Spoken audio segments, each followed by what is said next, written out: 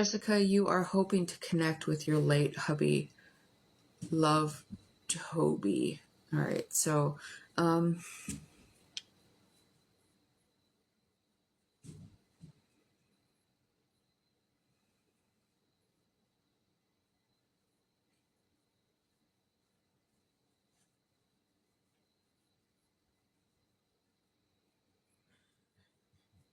thank you, Jessica.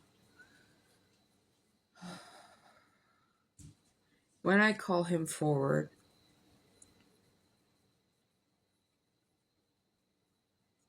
it's hard to breathe. So typically when that happens, it's something with the lungs or the heart attack, the big C word, some sort of cancer, but it also feels impactful. So that can also be some sort of accident, like a car accident. Did he have something with his chest when he passed?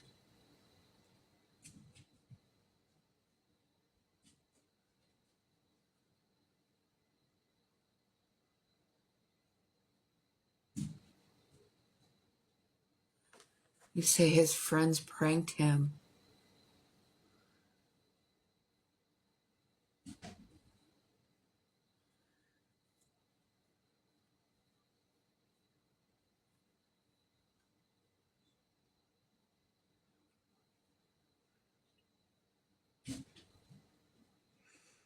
So he's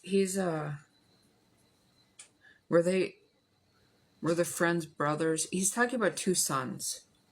So I don't know if he has two sons or if he's one of two sons or if the friends are brothers, but he's talking about two sons. You have two sons now.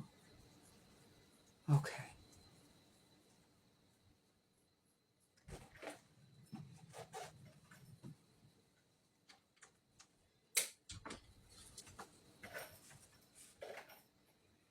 You know, he shows me like that you like really dwell on what happened to him, and he doesn't like to see, like, do you feel like maybe you could have changed something? Because he keeps saying that you couldn't have changed anything, you couldn't have done anything. Was he, did you like tell him to go that day when he didn't feel like going to hang out? Right. I figured that the boys were not with him after he passed in 2006. Yeah. So I feel like he sees that. He sees that you have two sons with, other than.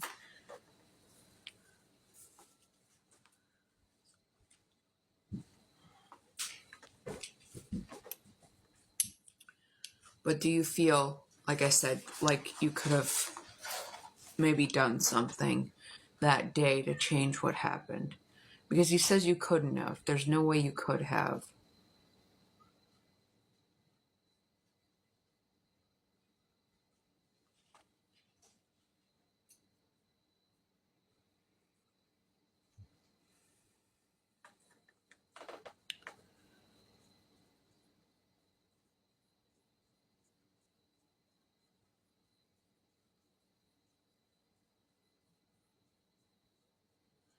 I tried to have music on for you guys and it wasn't working out, like background music, so that you're not just sitting here staring at me. All right, so you say you had really bad feelings that morning. You didn't want to party. You tried to get out of the party. Okay.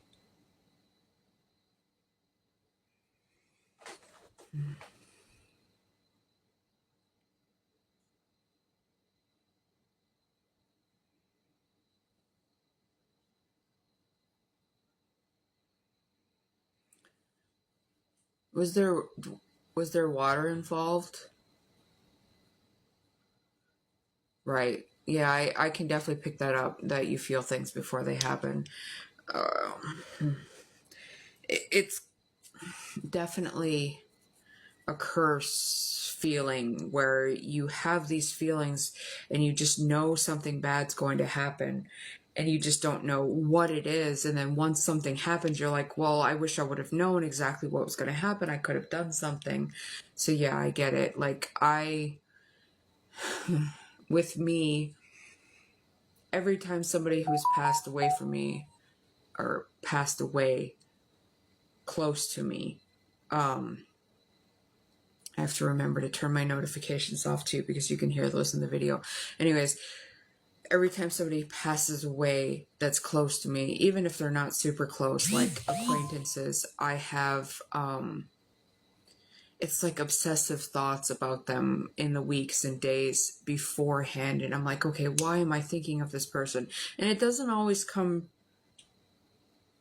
to pass that they pass away, but 9 times out of 10, they pass away when I've got this obsessive thoughts about something. And it's not even that anything bad's going to happen. It's like, oh, I should contact them, and then it kind of turns into more and more and more, and it hits me in the pit of the stomach. So I get it. I really do. Yeah, it's tough. And I feel like the more I try to pry in that kind of situation, and you may feel it's the same with you, the more you ask your guides, the more you ask for clarification, the more you feel left in the dark. And that's just part of the gift that you just, I'm sure it works great for some people, but for most people, it's like, okay, I wish I would have known exactly what this horrid feeling was in the pit of my stomach, because I could have done something, but you absolutely couldn't have. I feel like no matter how much you would have told him, hey, I don't feel like going, I don't want to be here, let's just go home, there was no amount of that was going to stop him from going and having fun that day. I feel like he definitely had a stubborn, adamant personality when it came to things that he wanted to do. And I also feel like he maybe felt indestructible sometimes, and never thought that he had consequences to actions, or, you know, that anything bad was going to happen to him. I feel like he definitely thought he was going to be one of those people that could always dodge death and live to be 110, you know? But he does say, don't hold on to the hurt. I'm sure by now, you know, it's almost 20 years later that this has happened. And, you know, that doesn't mean that you're not still grieving and you're not still holding on to things and you don't miss him terribly. But he says, don't hold on to anything. Don't blame anybody for anything, because ultimately it was his decision to stay that day.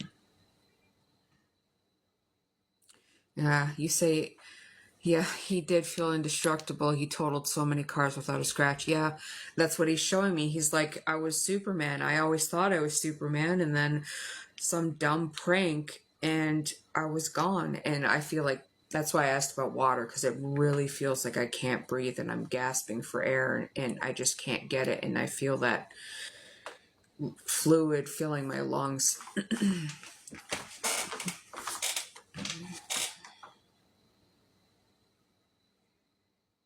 But I do feel like out of everything that we've discussed here tonight, aside from him not wanting you to hold on to any grief or anger, he wants you to know that he was there with you when your boys were born, and he was there helping to lead them down the right road. So just know that he is still part of your life, and even though he's not the father of those boys, he's still maybe the spirit dad. So, you know, he's been there every step of the way. You finally stood up to that group of friends in 2022. You're mad his friends killed him. My friends killed my happiness. Biggest lesson of my life. Yeah, I'm so very sorry for that. And it is a big step.